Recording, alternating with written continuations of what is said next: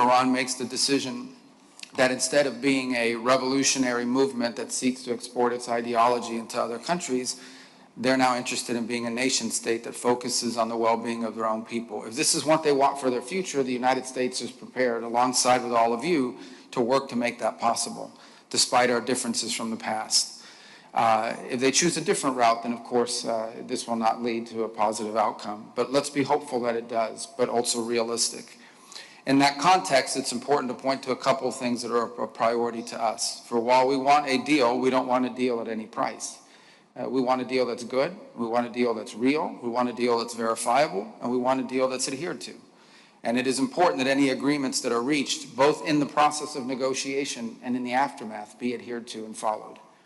But there are certain things that for us are important to point out now that will never be acceptable. The first is the Straits of Hormuz are international waters. International waterways do not belong to any nation state. This is a foundational principle in the world today, without which the world would be in total chaos. If in fact we accepted that you can charge money to use an international waterway because it happens to be near your territorial space, well then this would spread throughout the world like a contagion. If in fact there is now a straits that one country can, or two countries can, or any countries decide they want to charge money for its use, what is going to stop every country in the world near a waterway from imposing the same? And then we're going to have chaos.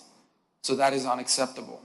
You can call it a toll, you can call it a fee, whatever you want to call it, it's a game of semantics. The reality of it is that no country on earth has a right to charge for the use of international waterways. And that will never be an acceptable condition of any deal. The President's been fundamentally clear about that. The second is that Iran will never have a nuclear weapon, which is at the core purpose of why this all started in the first place. And so any deal that we enter into has to be one that guarantees that that's not the case, and that puts in place verifiable steps that can be taken.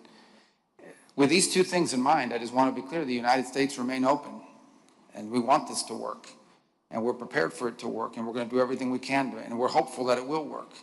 And it will require the help and cooperation of every country represented here today to make sure that not only if a deal happens that it's a good one, but also that it is adhered to.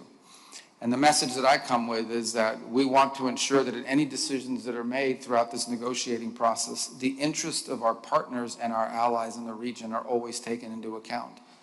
That there is no part of this deal that's undertaken that in any way undermines the security, the stability, or the prosperity of any of our partners in the Gulf region.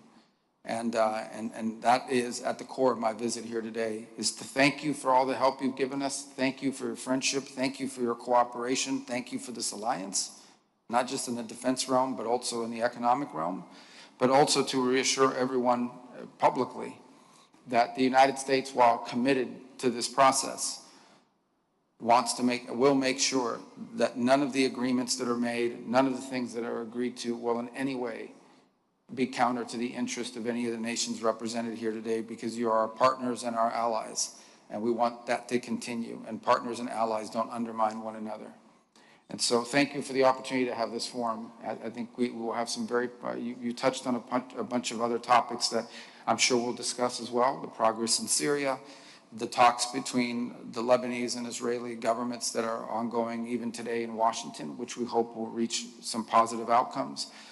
There are many other things we can talk about in the economic realm as well, but I appreciate very much you extending me this opportunity to meet with all of you collectively and express the President of the United States' commitment to all of you, that we are open for peace, but a peace that is enduring, that is real, and that in no way undermines our security, our prosperity, or the security or prosperity of our friends and allies in the Gulf region. Thank you.